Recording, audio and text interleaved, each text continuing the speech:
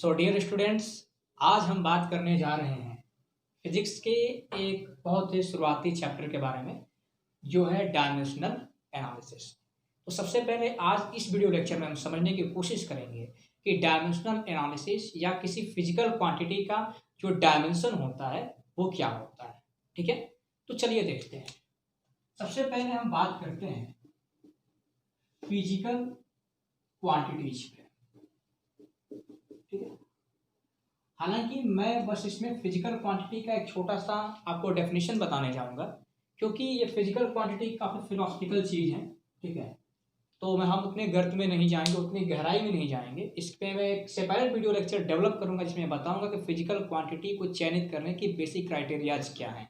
ठीक है, तो देखते हैं कि फिजिकल क्वांटिटीज क्या है। तो एक ओवर से डेफिनेशन अगर दी जाए तो ऐसी क्वांटिटी जिनको मेजर किया जा सके, ठीक है, और जिनको नंबर्स या संख्याओं में रिप्रेजेंट किया जा सके, उनको हम लोग फिजिकल क्वांटिटीज कहते हैं। जैसे कि मान लीजिए लेंथ। ठीक है, तो लेंथ जब हम मेजर करते हैं तो हमारा आउटपुट निकल के आता है 170 सेंटीमीटर, या फिर मान लीजिए कभी कभी 2 फीट, ऐसे आउटपुट हमें निकल के आते हैं। तो ये जो रिजल्ट है ये नंबर्स में आ रहा है और लेंथ को मेजर किया जा सकता है, इसीलिए लेंथ जो है एक फिजिकल क्वांटिटी है। ठीक है, उसके अलावा मान लीजिए फोर्स की बात कर लें हम लोग, तो फोर्स जो है उसको मेजर किया जाता है। जैसे कि मान लीजिए फोर्स को मेजर करने के बाद आ गया रिजल्ट 15 न्यूटन। इसका मतलब कि इस फोर्स को मेजर किया जा रहा है और उसका जो आउटपुट आ रहा है वो नंबर्स में आ रहा है। लेकिन कुछ ऐसी क्वांटिटीज होती हैं जिनको मेजर नहीं किया जा सकता। कुछ उनको क्वांटिटीज कहा जाए या नहीं कहा जाए, ये भी अपने आप में एक विरोधाभास है।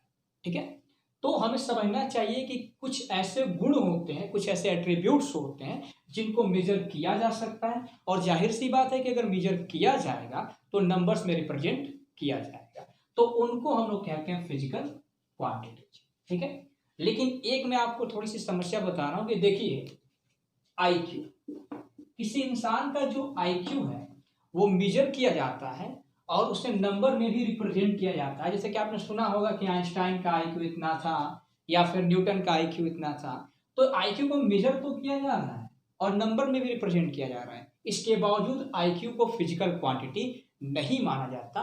तो हम एक सेपरेट वीडियो लेक्चर में इस समझने की कोशिश करते हैं कि वास्तव में फिजिकल क्वांटिटीज क्या होती हैं और फिजिकल क्वांटिटी IQ को फिजिकल क्वांटिटीज क्यों नहीं माना जाता। ठीक है, तो अभी हम ये समझ के चलेंगे ओवरव्यू के लिए कि फिजिकल क्वांटिटीज ऐसी क्वांटिटीज होती हैं जिन्हें हम मेजर कर सकते हैं और नंबर में रिप्रेजेंट कर सकते हैं। ठीक है, चलिए अब देखिए क्या है कि हम जानते हैं, लोअर क्लासेस में भी हमने पढ़ा होगा कि फिजिकल क्वांटिटी को 2 बेसिक क्राइटेरिया में कैटेगरी में बांटा गया है। एक होता है फंडामेंटल, दूसरा होता है डिराइव्ड। हालांकि एक SI के अनुसार एक छोटी सी और कैटेगरी बनती है और उसको हम लोग कहते हैं सप्लीमेंट्री। ठीक है, तो आज हम बात कर रहे हैं फंडामेंटल्स की।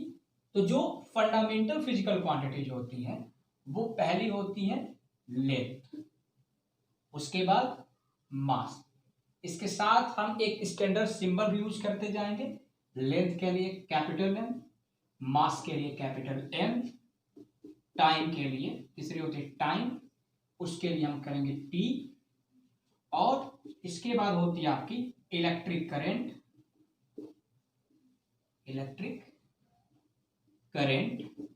इसके लिए हम यूज करेंगे A। उसके बाद होती है ल्यूमिनस इंटेंसिटी, उसके लिए हम यूज करेंगे I। उसके बाद होता है टेम्परेचर, उसके लिए हम यूज करेंगे K या थीटा, दोनों में से कोई एक यूज कर सकते हैं। और उसके बाद होता है अमाउंट ऑफ सब्सटेंस, इसके लिए हम यूज करेंगे Q। तो ये बात आपको समझ में आनी चाहिए कि ये 7 जो है फंडामेंटल फिजिकल क्वांटिटीज है।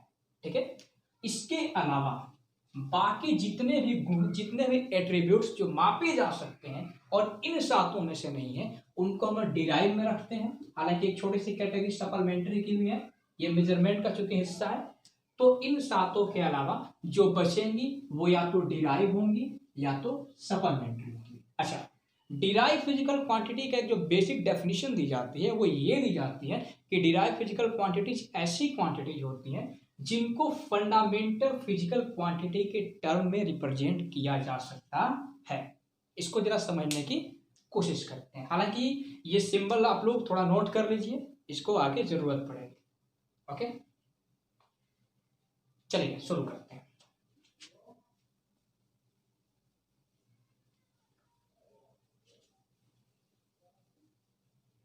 चलिए एक बेसिक फिजिकल क्वांटिटी लेते हैं, वो है स्पीड।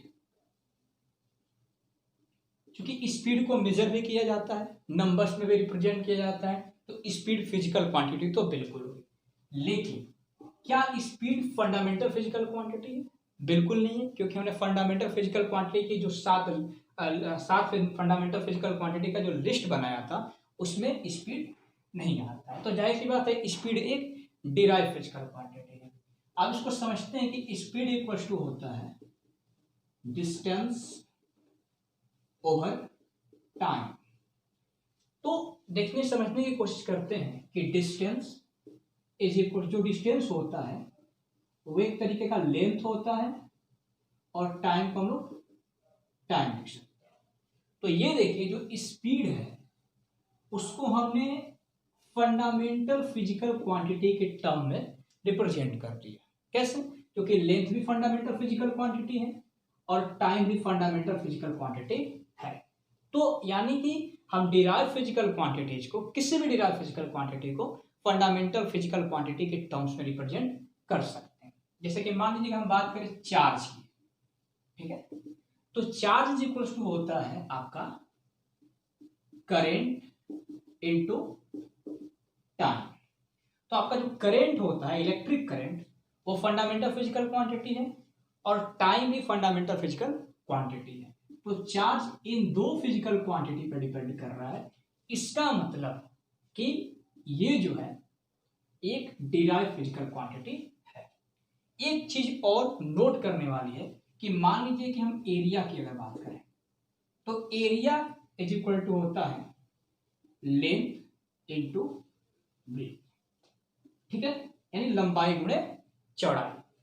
तो लंबाई भी एक तरीके का लेंथ ही होता है और चौड़ाई भी एक तरीके का लेंथ ही होता है। तो आपको समझ में आना चाहिए कि जब एरिया दो बार लेंथ पे डिपेंड कर रहा है, हालांकि एरिया तो एक ही फिजिकल क्वांटिटी पे डिपेंड कर रहा है लेंथ पे, लेकिन दो बार डिपेंड कर रहा है, तो क्या एरिया फंडामेंटल होना चाहिए? बिल्कुल नहीं। अगर कोई फिजिकल क्वांटिटी किसी सिंगल फिजिकल क्वांटिटी पे दो या दो से ज्यादा बार डिपेंड करती है तो भी वो डिराइव फिजिकल क्वांटिटी ही मानी जाएगी। इसका एक अगला एग्जांपल हम ले सकते हैं वॉल्यूम। वॉल्यूम जो होती है length into breadth into height. तो ये भी लंबाई, ये भी लंबाई और ये भी लंबाई। तो वॉल्यूम तीन बार किसी सिंगल फिजिकल क्वांटिटी पे डिपेंड कर रही है। इसका मतलब कि वॉल्यूम भी डिराइव फिजिकल क्वांटिटी हुआ, ठीक है। चलिए, तो ये होता है आपका फंडामेंटल फिजिकल क्वांटिटी और डिराइव फिजिकल क्वांटिटी का एक ब्रीफ नोट, ठीक है। इसको एक हम लोग डिस्कस करेंगे इसको क्या था, तो इसको जरा आगे हम लोग डिस्कस करने की कोशिश करते हैं। चलिए अब हम समझने की कोशिश करेंगे कि जो इस चैप्टर का एक सेंट्रल पॉइंट है, समझने की कोशिश करेंगे कि आखिर में डायमेंशनल फार्मूला क्या होता है और डायमेंशन क्या होता है। तो सबसे पहले हम लोग जरा लिख लेते हैं इसको, डायमेंशनल फार्मूला। हालांकि मुझे लगता है कि डायमेंशनल फार्मूला से बेहतर होगा कि हम लोग इसको फार्मूला ना करके डायमेंशनल एक्सप्रेशन कहें, ठीक है। अच्छा, सबसे पहला सवाल उठता है कि डायमेंशनल फार्मूला किसका निकाला जाता है। तो जाहिर सी बात है कि डायमेंशनल फार्मूला फिजिकल क्वांटिटीज का निकाला जाता है। और क्या होता है ये डायमेंशनल फार्मूला, अब हम इसको समझने की कोशिश करते हैं। तो देखिए, इसको समझने की कोशिश करिए। मान लीजिए कि मैंने एक डिराइव फिजिकल क्वांटिटी ली स्पीड, तो स्पीड इज इक्वल टू होता है डिस्टेंस अपॉन टाइम। ठीक है। और डिस्टेंस को हम लोग लिख सकते हैं लेंथ अपॉन टाइम। तो यहां पे हमने इस डिराइव फिजिकल क्वांटिटी को फंडामेंटल फिजिकल क्वांटिटी के टर्म्स में रिप्रेजेंट कर दिया। लेकिन अगर मान लीजिए कि फंडामेंटल फिजिकल क्वांटिटी के टर्म में नहीं बल्कि फंडामेंटल फिजिकल क्वांटिटी के सिंबल्स के टर्म में, अभी मैंने आपको बताया कि लेंथ के लिए एल यूज करेंगे और टाइम के लिए टी यूज करेंगे। तो हमने लेंथ की जगह पे एल रखा है और टी टाइम की जगह पे टी रखा है। अच्छा, अगर हम इसको दोनों को न्यूमरेटर में ले जाएं तो हमारा आएगा एल टी माइनस 1। अब समझने की कोशिश करते हैं कि डायमेंशनल फार्मूला क्या होता है। तो जब किसी डिराइव फिजिकल क्वांटिटी को फंडामेंटल फिजिकल क्वांटिटी के जब किसी डिराइव फिजिकल क्वांटिटी को फंडामेंटल फिजिकल क्वांटिटी के सिंबल्स के टर्म में फंडामेंटल फिजिकल क्वांटिटी के सिंबल्स के टर्म में रिप्रेजेंट करते हैं तो हमें जो एक्सप्रेशन प्राप्त होता है, हमें जो व्यंजक प्राप्त होता है, उसी एक्सप्रेशन को उस डिराइव फिजिकल क्वांटिटी का डायमेंशनल फार्मूला कहते हैं। जैसे कि स्पीड का जो डायमेंशनल फार्मूला होगा वो होगा एल टी माइनस 1। अच्छा, एक बात और समझने वाली है कि ये जो डायमेंशनल फार्मूला है इसको अच्छा होगा अगर हम डायमेंशनल एक्सप्रेशन कहें, ठीक है, क्योंकि एक तरीके से एक्सप्रेस करना ही होगा। चलिए, तो ये बात आपको समझ में आनी चाहिए। कुछ और भी एग्जाम्पल के माध्यम से हम इस बात को समझते हैं। हालांकि इस चीज को आप थोड़ी बहुत कॉपी में नोट करते रहेंगे क्योंकि इसकी आगे जरूरत पड़ेगी, ठीक है। चलिए, अब बात करते हैं दूसरे पॉइंट की। एक दूसरा एग्जाम्पल हम ले लेते हैं, वो होती है वेलोसिटी। तो वेलोसिटी का अगर हम डायमेंशनल फार्मूला निकालने की कोशिश करें तो वेलोसिटी हो गया हमारा, एक फार्मूला लिखते हैं वेलोसिटी का होता है डिस्प्लेसमेंट अपॉन टाइम। हालांकि टाइम की जगह पे आप टाइम इंटरवल होता है, चलिए ठीक है। तो डिस्प्लेसमेंट भी एक तरीके का लेंथ होता है और टाइम ये हो गया हमारा टाइम। अच्छा, अगर इसको फंडामेंटल फिजिकल क्वांटिटी के सिंबल्स के टर्म में रिप्रेजेंट करें तो क्या होगा हमारा एल अपॉन टी, और इसको अगर न्यूमरेटर में ले जाए तो हो जाएगा एल टी माइनस 1। यानी कि वेलोसिटी का जो डायमेंशनल फार्मूला होगा वो हो जाएगा एल टी माइनस 1। एक बार फिर से समझ लेते हैं कि जब किसी डिराइव फिजिकल क्वांटिटी को फंडामेंटल फिजिकल क्वांटिटी के सिंबल्स के टर्म में रिप्रेजेंट करते हैं तो जो हमें एक्सप्रेशन मिलता है उस एक्सप्रेशन को उस डिराइव फिजिकल क्वांटिटी का डायमेंशनल फार्मूला कहते हैं। चलिए, अब समझने की कोशिश करते हैं कि डायमेंशनल फार्मूला निकालने के लिए हमें क्या क्या जरूरतें पड़ेंगी, क्या क्या प्रोसीजर है, क्या क्या एल्गोरिथम है, ठीक है। तो देखिए, मान लीजिए कि कोई फिजिकल क्वांटिटी आपको मिलती है, जैसे कि मान लीजिए कि आपको मिल गया एक्सेलरेशन। कह दिया कि एक्सेलरेशन का डायमेंशनल फार्मूला आप निकालिए, सॉरी एक्सेलरेशन का। तो यदि आप एक्सेलरेशन का डायमेंशनल फार्मूला आपको निकालना है तो आपके पास पहले से कोई ऐसा मैथमेटिकल फार्मूला होना चाहिए जिसमें कि एक्सेलरेशन आता। अगर ऐसा है तभी निकल पाएगा। ये नहीं कि आपको एक्सेलरेशन का डायमेंशनल फार्मूला निकालना है और आप लगा रहे हैं speed is equal to distance by time, तो इसमें तो कहीं एक्सेलरेशन है ही नहीं। और यदि एक्सेलरेशन नहीं है तो फिर एक्सेलरेशन का डायमेंशनल फार्मूला नहीं निकलेगा। तो पहली चीज, यदि किसी फिजिकल क्वांटिटी का डायमेंशनल फार्मूला आपको निकालना है तो पहली शर्त तो ये है कि आपके पास कोई एक ऐसा फार्मूला होना चाहिए जिसमें कि वो फिजिकल क्वांटिटी आती हो। अच्छा, तो मान लीजिए अगर एक्सेलरेशन का निकालना है तो एक्सेलरेशन का एक फार्मूला होना चाहिए। तो एक्सेलरेशन का फार्मूला हो गया del v by del t, यानी कि ये change in velocity upon change in time. तो पहली कंडीशन तो पूरी हो गई। दूसरी बात कि जिस फिजिकल क्वांटिटी का डायमेंशनल फार्मूला हमें निकालना है, जिसके लिए वो फार्मूला यूज कर रहे हैं, उस फार्मूले में उस फिजिकल क्वांटिटी को छोड़ के बाकी सारी फिजिकल क्वांटिटी के डायमेंशनल फार्मूले आपको पहले से मालूम होने चाहिए। जैसे कि एक्सेलरेशन का निकालना तो एक्सेलरेशन का छोड़ के हमें डेल्टा वी और डेल्टा टी का डायमेंशनल फार्मूला पहले से मालूम होना चाहिए, तभी आप लोग निकाल पाएंगे। चलिए देखते हैं एक एग्जाम्पल के माध्यम से। तो मान लीजिए कि हमें निकालना है एरिया का डायमेंशनल फार्मूला। तो एरिया के डायमेंशनल फार्मूले के लिए आपको एक ऐसा फार्मूला यूज करें जिसमें कि एरिया पहले से आता हो। ये चूंकि सब्जेक्टिव है, कोई स्टूडेंट अलग अलग तरीके से फार्मूला यूज कर सकते हैं जिसमें कि एरिया आता हो। तो मान लीजिए कि एरिया का निकालना है, तो एरिया का कोई लड़का लिखेगा लेंथ इंटू ब्रीथ, और कोई लड़का एरिया के लिए कुछ और भी यूज कर सकता है। मान लीजिए कि फार्मूला है pressure is equal to force upon area. आप दोनों में से किसी फार्मूले से निकाल सकते हैं। अगर आपको एरिया का कोई और तीसरा फार्मूला मालूम है वो भी आप लोग चाहें तो लगा सकते हैं, ठीक है। लेकिन ध्यान दीजिए कि अगर यहाँ पे आप एरिया का डायमेंशनल फार्मूला अगर इससे निकालते हैं तो आपको लेंथ और ब्रीथ का डायमेंशनल फार्मूला मालूम होना चाहिए, और अगर इस फार्मूले से निकालते हैं तो आपको एरिया को छोड़ के प्रेशर और फोर्स का डायमेंशनल फार्मूला मालूम होना चाहिए। हालांकि ये थोड़ा सा आपके लिए कठिन पड़ सकता है, इसलिए हम लोग यहाँ से आते हैं। तो यहाँ से अगर एरिया का निकालते हैं तो एरिया का डायमेंशनल फार्मूला जो हो जाएगा लेंथ का L और चौड़ाई का भी L। तो एरिया का जो डायमेंशनल फार्मूला आया वो है L2। एक बात और इंस्ट्रक्शन में आपको दे दूं, ये जो सिंबल्स के ऊपर पावर्स आते हैं उसको डायरेक्ट नंबर के तौर पे पढ़ते हैं। जैसे कि मान लीजिए L स्क्वायर नहीं पढ़ सकते, L2। अगर m के पावर -1 हो तो आप पढ़ेंगे m-1, ऐसे इसको प्रोनाउंस किया जाता है, ठीक है।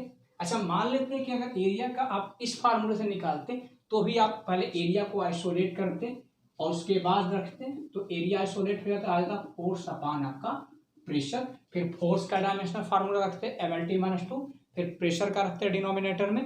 उसके बाद जो आप उसको सिंप्लीफाई करते हैं फिर आपको मिलता L2, ठीक है।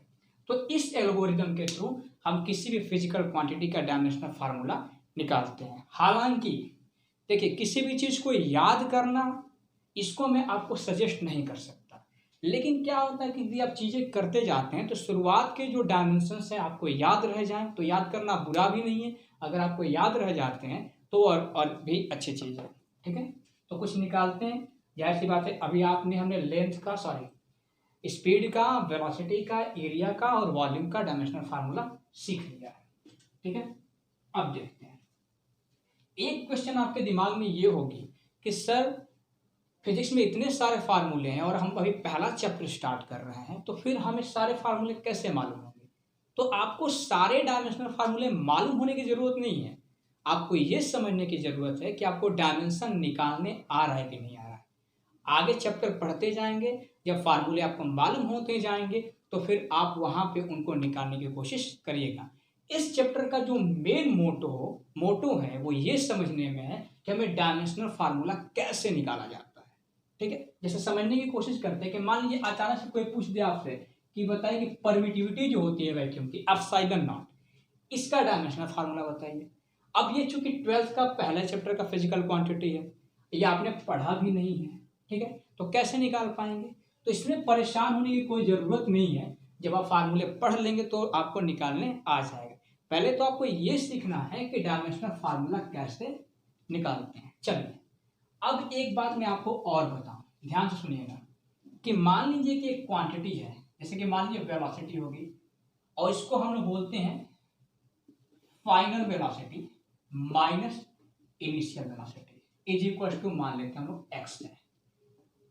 तो x is equal to final velocity minus initial velocity. तो आप कोई पूछे कि x का डायमेंशनल फार्मूला बताइए, तो आपने फाइनल वेलोसिटी का लिख दिया LT-1 और इनिशियल वेलोसिटी का भी लिख दिया LT-1, माइनस है तो माइनस लगाएंगे। तो आप सोचेंगे कि LT-1 और LT-1 कैंसल आउट हो जाएंगे, तो x का जो डायमेंशनल फार्मूला आएगा वो 0 आएगा, लेकिन ये गलत है। एक बात आप पहले ही समझ लीजिए, इसकी जरूरत पड़ेगी कि अगर सिमिलर फिजिकल क्वांटिटीज के बीच एडिशन या सब्सट्रैक्शन है तो उनका जो डायमेंशनल फार्मूला होगा किसी एक के बराबर होगा। जैसे कि मान लीजिए, यानी कि x का जो डायमेंशनल फार्मूला होगा वो इनमें से किसी एक, और चूंकि दोनों का सिमिलर है तो क्या होगा, LT-1 होगा, ठीक है। चलिए आगे समझते हैं, इसकी जरूरत पड़ेगी आप लोगों को आगे, ठीक है। अगर हम बात करें एक्सेलरेशन की, तो एक्सेलरेशन का अगर डायमेंशनल फार्मूला निकालना है तो आपको एक्सेलरेशन का कोई फार्मूला मालूम होना चाहिए, जो कि है v minus you by T. बहुत एलिमेंट्री फार्मूला जो हम 9th क्लास में पढ़ते हैं काइनेमेटिक्स में। तो जाहिर सी बात है कि चूंकि इसका dimensional formula L T minus one velocity है, तो और ये इनिशियल वेलोसिटी है, तो इसका भी एल टी माइनस वन। क्योंकि दोनों सिमिलर है तो एक बार लिखी जाएगी L T minus one upon नीचे टाइम है तो टी, क्योंकि ऊपर जाएगा। ध्यान से देखिए, टी जब ऊपर ले जाएंगे तो एल टी माइनस टू। अच्छा, यहाँ पे मैं आपको एक इंस्ट्रक्शन और दे दूं कि एक तरीके से ये पहले से बना दिया गया है, एक रूल बना दिया गया है कि जो हमारा डायमेंशनल एक्सप्रेशन आएगा उसको हमेशा बड़े वाले ब्रैकेट के अंदर लिखेंगे। यहाँ पे भी मैं बड़े वाले ब्रैकेट के अंदर लिखना चाहिए था, ठीक है। तो यहाँ पे हो जाएगा एल टी माइनस टू। यहाँ पे हम स्क्वायर या वन ऐसा कुछ नहीं पढ़ेंगे, पावर नहीं पढ़ेंगे, बोलेंगे एल टी माइनस टू, ठीक है। चलिए कुछ और एग्जाम्पल लेते हैं, हम देख लेते हैं कि एक्सेलरेशन का एल टी माइनस टू हो गया। तो बात करते हैं मोमेंटम की, ठीक है। या कुछ एलिमेंट्री से डायमेंशनल एक्सप्रेशंस हैं, ये आपको याद रखने होंगे। मोमेंटम का अगर निकालना है तो मोमेंटम का कोई फार्मूला सोचो जो एलिमेंट्री आपके दिमाग में है। तो जाहिर सी बात है आपके दिमाग में एक एलिमेंट्री फार्मूला होगा, मास इनटू वेलोसिटी। तो मास का हमारा हो जाएगा m, और ये ब्रैकेट मैंने अभी बताया कि थोड़ा सा लगाना होता है आपको। और वेलोसिटी का हमने पढ़ चुके हैं इससे पहले, एल टी माइनस वन। अगर दोनों को एक साथ लिखें तो हमारा जो एक्सप्रेशन आएगा वो हो जाएगा M L T minus one, यानी कि M L T minus one momentum का डायमेंशनल एक्सप्रेशन या डायमेंशनल फार्मूला है। चलिए उसी तरह अगर हम फोर्स की बात करें तो फोर्स का कोई आप एक फार्मूला जो आपके दिमाग में सोचो, तो जो पहला फार्मूला आपके दिमाग में कहीं ना कहीं आता होगा, जो आपने पढ़ा होगा, मास इनटू एक्सेलरेशन। हालांकि एक बात और बता दूं, जरूरी नहीं कि यही फार्मूला लगाइए। आपको फोर्स का निकालना है तो कोई दूसरा फार्मूला भी खोज सकते हैं जिसमें कि फोर्स है, वो लगा सकते हैं, लेकिन शर्त ये होगी कि उस फार्मूले में फोर्स को छोड़ के बाकी सारे क्वांटिटीज के डायमेंशनल फार्मूले आपको मालूम होने चाहिए। तो जैसे कि मान लेते हैं कि यहाँ पे अगर निकालना है फोर्स का, तो मास का हम लोग लिखेंगे m, और एक्सेलरेशन का हम लोग लिखते हैं एल टी माइनस टू, जो अभी हमने पढ़ा है। तो ये हो जाएगा हमारा एम एल टी माइनस।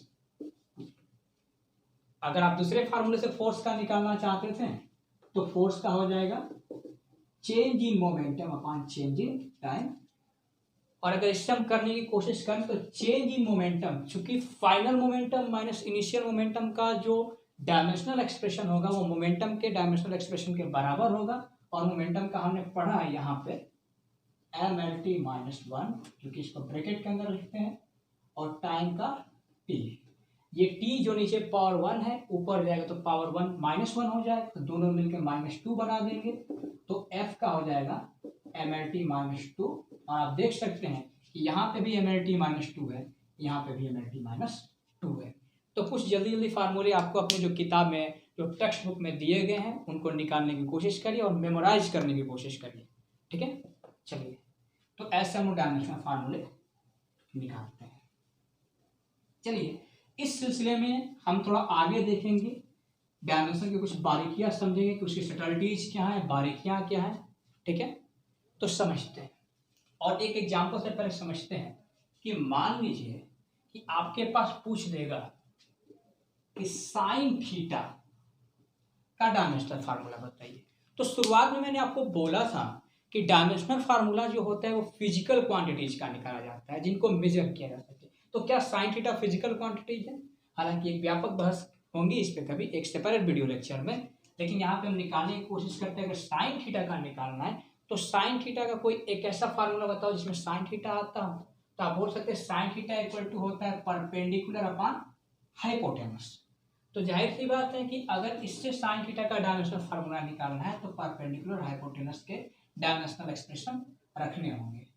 तो परपेंडिकुलर का आपका हो गया L और हाइपोटेनस का आपका हो गया L, L से L कैंसल आउट हो गया, तो ये हो गया 1। यानी कि इसका डायमेंशनल जो एक्सप्रेशन आ रहा है वो आ रहा है 1।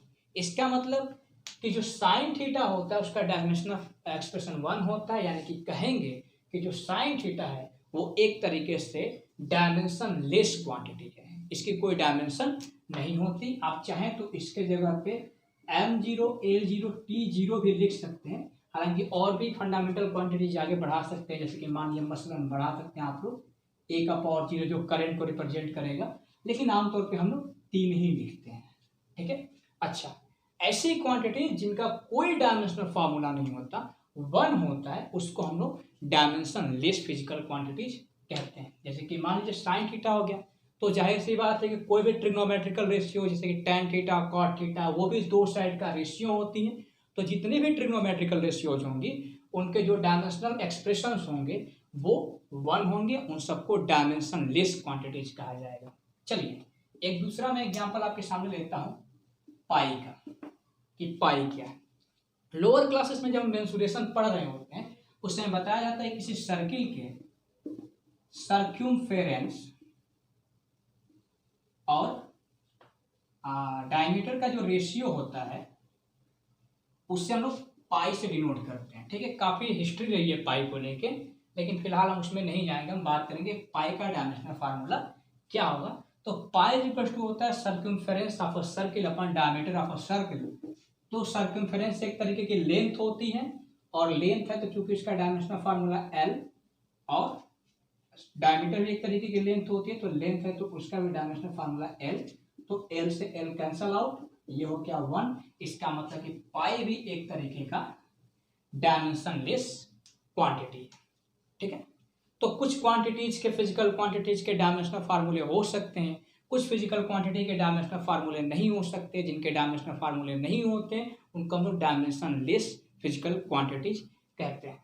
ठीक है, चलिए कुछ और निष्कर्ष हम निकालते हैं आगे। चलिए अब हम इस डायमेंशनल एनालिसिस की एक दूसरी बारीकी पे ध्यान देने जा रहे हैं, एक दूसरे पहलू पे ध्यान देने जा रहे हैं। जैसे कि हम समझते हैं, इससे पहले हमने समझा कि कई फिजिकल क्वांटिटीज के डायमेंशनल फार्मूले नहीं भी हो सकते, जिनको हम लोग डायमेंशन लेस फिजिकल क्वांटिटीज कहते हैं। अब दूसरी बात जो हम ध्यान देने जा रहे हैं वो क्या है, जैसे कि मान लीजिए हम बात करें फोर्स की। ठीक है, तो फोर्स का होता है मास इनटू एक्सेलरेशन, हम पहले निकाल भी चुके हैं। ठीक है, और इसका डायमेंशनल फार्मूला आया था mLT माइनस। ठीक है, चलिए तो इसको चला कर देखते रहे, मैं थोड़ा आगे बढ़ते हैं। अगर मान लीजिए ये हो गया आपका फोर्स, ठीक है, तो इसका डायमेंशनल फार्मूला आ गया mLT माइनस 2।